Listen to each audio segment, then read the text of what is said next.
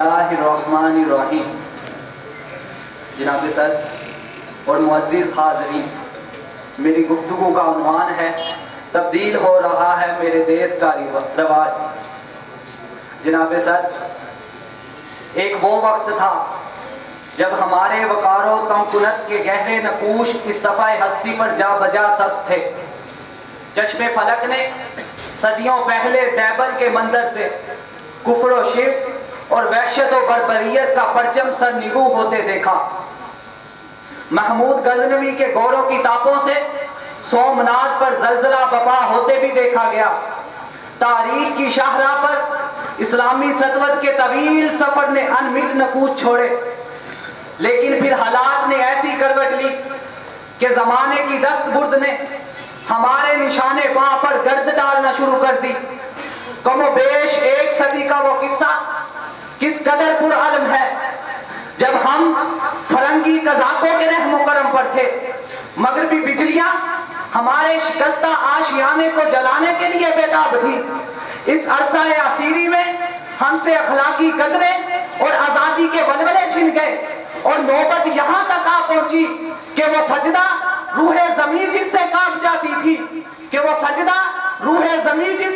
جاتی تھی اسی کو آج ترستے ہیں منبر و محراب۔ جناب صدر، ایسے حالات میں سرزمین کراچی سے ایک مرد آہن گداز نمودار ہوا جس نے بکھرے ہوئے انبوں کو لشکر جرار بنایا، ہندوانہ یاری اور فرنگی مکاری کو دشت ازبام کیا۔ شاعر مشرقی بیدار مغزی نے جسے اپنے خواب کو تعبیر بخشنے کے لیے موزوں ترین فرد خیال کیا، جن کی پرسوز اذان سے خوابیدہ قوم یہ نعرہ لگاتی ہوئی بیدار ہو گئی، اٹھ کے خورشید کا سامان سفر تازہ کریں، اٹھ کے خورشید کا سامان سفر تازہ کریں، نفس سوختہ شام و سحر تازہ کریں۔ اس کاروان حریت نے ایک طویل ظلمت شب کے بعد 14 اگست 1947 کی صبح روشن دیکھی۔ حاضرین محترم، یہ اس وطن کا حصول تھا جسے گمنام شہیدوں کے خون نے رنگینی بخشی۔ یہ تاریخ کے ان گمگشتہ اولاد کی داستان ہے جو بزرگوں، بیٹوں اور بیٹیوں کے خون سے رقم کی گئی۔ دختران اسلام کے سہاگ اجڑے، بے گور و کفن لاشیں مدتوں گنگا اور جمنا کے آب رواں پر تیرتی رہی۔ غیرت مند باپ اور بھائیوں کے سامنے ان کی عزت کو تار تار کیا گیا۔ جناب صدر،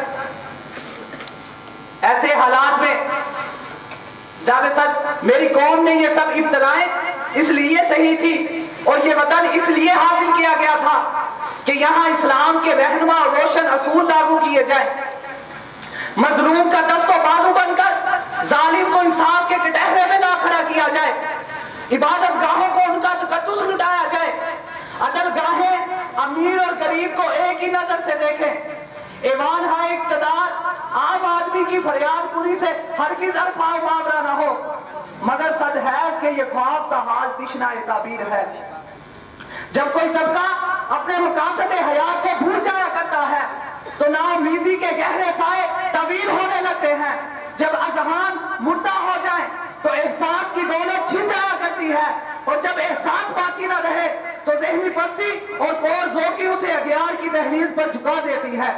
ایسی صورت احوال دیکھ کر شاعر کو تیرا بختی کا ماتم کرتے ہوئے کہنا پڑتا ہے، وائے ناکامی متاع کارواں جاتا رہا، وائے ناکامی متاع کارواں جاتا رہا، کارواں کے دل سے احساس زیاں جاتا رہا۔ حاضرین محترم، آج میری قوم بھی انہی حالات سے دوچار ہے۔ وطن عزیز کو استحکام بخشنے کی بجائے اس کا ایک بازو ہی کاٹ پھینکا گیا۔ یہ سرزمین اسلام کا قلعہ بننے کی بجائے اسلام آباد کی محکوم و مقہور بنا دی گئی۔ سوال یہ اٹھتا ہے کہ ہمیں اس حال کو کس نے پہنچایا؟ میں برملا یہ کہنا چاہتا ہوں کہ 2 صدیاں قبل یہ قوم اپنی مجموعی بے حسی کی وجہ سے روح بدوار تھی، مگر عصر وبا کی زبوں حالی اس قوم پر مسلط لوگوں کی لائی ہوئی ہے۔ قوم بیداری کے بعد اتنی جلدی خواب غفلت کا شکار نہیں ہوا کرتی۔ پاکستانی قوم اپنی سادہ لوہی کی وجہ سے اس طبقہ کے پنجہ استبداد میں جکڑی گئی، جس کی زبان پر ہر وقت اقتدار کا ورد جاری رہتا ہے۔ ہم نے غیروں سے آزادی حاصل کر لی مگر اپنوں نے ہمیں آزاد نہ ہونے دیا۔ نتیجہ یہ نکلا کہ حکمرانوں کی عیاشی اور دولت مندی کا گراف بلند سے بلند تر ہوتا گیا اور عوام غربت کی لکیر کے نیچے ہی نیچے دبتے چلے گئے۔ ظلم کا وہ بازار گرم ہوا کہ عوام کی محافظ پولیس حکمرانوں کے گھر کی لونڈی بن کر عوام ہی کو گولیوں سے بھوننے لگی۔ ستم بنائے ستم کہ قاتلوں اور ظالموں کی بجائے مظلوموں اور ان کی آواز بلند کرنے والوں کے بلند گرفتاری جاری ہو رہے ہیں۔ جناب صاحب، ان حالات نے قوم کی شعور کو جھنجھوڑا ہے۔ راہزنوں کو رہنما سمجھ بیٹھنے والی قوم اب راہبر آشنا ہو چکی ہے۔ میری آنکھیں دیکھ رہی ہیں میرے دیش کا رواج تبدیل ہو رہا ہے۔ اب لوگوں کے ہاتھ میرے شہر کے گریباں کی طرف بڑھتے جا رہے ہیں۔ وہ وقت دور نہیں جب یہ قوم حقیقی بیداری اور شعور کی منزل کو پا چکی ہوگی، کیونکہ اب اس قوم کو ایسا میر کارواں میسر آ چکا ہے جس کی نگاہ بلند، سخن دل نواز اور جہاں اتنی پرسوز ہے کہ سوچ کی یہ دولت ہر ایک کو بانٹی جا رہی ہے، کہ سوچ کی یہ دولت ہر ایک کو بانٹی جا رہی ہے۔ والسلام۔